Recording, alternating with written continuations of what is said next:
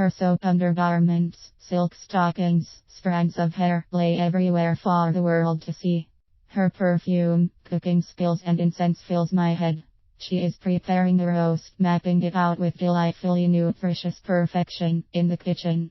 We will all sit down to eat. With the family life we've been storing it up. We are all starving with hunger. Barring the stealing beauty of the kitchen table and the lust for the feast in front of us into all. Her eye is a map, her hands smell like jasmine, her hair like gossamer, and she is his dream come true. Her laughter is a custard apple, a cabbage rose, never ending. We drink tea for hours, confiding in each other, insanely hypomanic as we discuss men and the objects of her affection, her children, and her lover. Bellies full of a pretty food chain, a location for a nurturing position, prep, even grief we tell each other, comes with gifts, endurance and forgiveness, a reason to validate, to forget, have an opinion whether it be relevant or irrelevant, future leaders, leaning towards being proactive, even in a war. In Nazi Germany, there are horrors of Babylon, stockings, a Hitler with a mustache, a world where Mussolini and ally, and propaganda, where all the dead can be remembered, names forgotten everyone, but once there was a pianist, according to Polanski.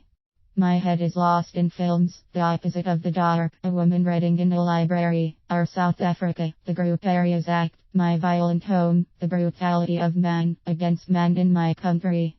Yellow stars once upon a time, marked a Jew's coat, their lovers and their spirits, scorched them, and burned their intellect. Their talent, mocking seduction and betrayal, mocking a syndrome. Listen, listen as it settles like violence, the sea, the mocking sea. One day, it will either say remember me, like Ingrid Jonker's my superior, older sister, black butterflies inside her head, or wash away your sins. I wonder about her contemporaries, her lovers, her Brink, her Andre. The sea is mocking me. This great event that lies before me, dying and living, giving away and receiving, nurturing schools and sharp teeth, and a feast of eyes. In front of the poet lies the landscape, the hill, the valley, the mountain, and the playing fields. The intelligent mind is called by the needle and the knife. There's a heavy sensation at play, a freeze and an arrangement of sorts that pales in comparison to anything else that life seems to offer, an appealing creation. It chills me to the bone that I am not wearing that white wedding lace, that ring, and there's gossamer fairy thread in the clouds above, and a silver lining in every one. I'm a shell. Shadows lurk under the bed, in the closet. He doesn't turn back. I'm falling an antique. I'm an old soul that no one can understand, fathom, explain love, passion, having a spouse and companion too.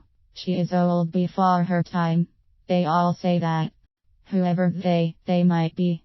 The community, estranged and immediate family, the stigma, the neighbors.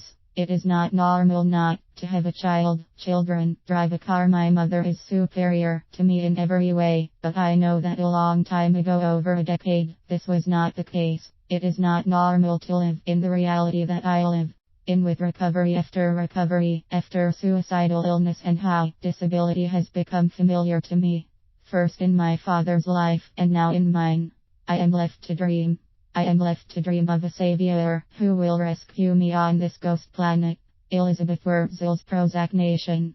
I find sanctuary, peace of mind, reading in a sofa. I find myself amongst my books and writing grants. South Africa can learn from Germany.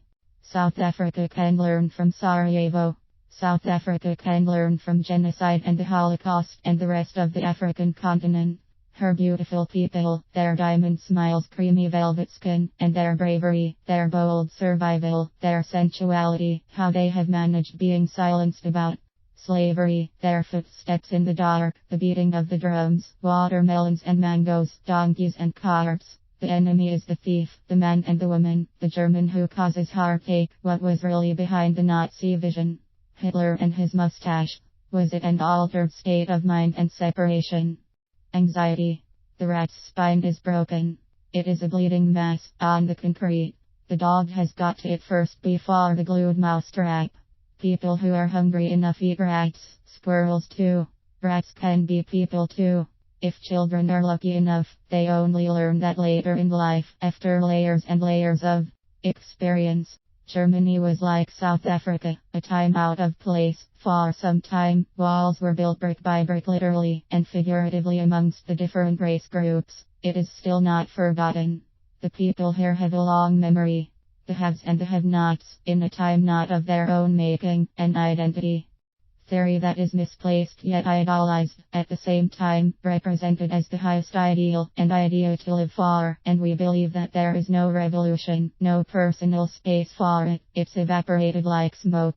Where do the moths go when daylight comes, if they are so attracted to the light? Do they come and go like an angel comes and goes? It leaves a white feather as a reminder to tell us, I have been here watching over you, watching over your household, your garden, your memories of the people in your life who have passed on to the hereafter. I see you in the kitchen preparing meals for your family. I see your love, affection and adoration for the little ones, for the big ones, for the giants and the greats that have lived and struggled, who were valiant. I see you when you are working, when you are fighting with something deep within yourself, your hurt, your ego, and how you pray and meditate for yourself and for the young people around you, for their intellect. So angels come and angels go, like sadness and suffering, and ritual and ceremony, thanksgiving and pilgrimages, and the theory of identity, in a time that is not fluent, but sometimes fluent in energy and variety. In South Africa, the Jews are a minority group, like those of us who wear white masks and go by the name of coconut. I have been shamed, have felt ashamed, humiliated by the color of my skin, the sound of my posh voice that bounced off walls sounding like a sonnet, British English from speech and drama lessons, sounding so articulate for a mixed race. Young girl, how I remember how other girls made me cry in the school bathroom during lunch break until I could no longer hold my breath. Called me Alice, why do you talk that way, funny little thing, as I walked past them in the hallways and in the street when I walked home after school. They called me other names, bullied me senseless until I became a mute. Like Princess Diana and Maya Angelou, when they were children, lost myself, lost my voice, only to find it on a stage, in the spotlight, in plays rehearsals, reciting, learning lines parrot fashion, garnered lead and supporting roles, at the Opera House in Port Elizabeth, and a house play, a school play. I only found my voice when I discovered other poets, and poetry. Home wasn't so great. Now I know all Southern Africans have accents. The margin is there in Southern Africa, between the fortunate and brave and those who have no skills and are unemployed. Black face is chocolate, white face is vanilla. And those of mixed heritage, Cape Malay Muslim, colored Rastafarian.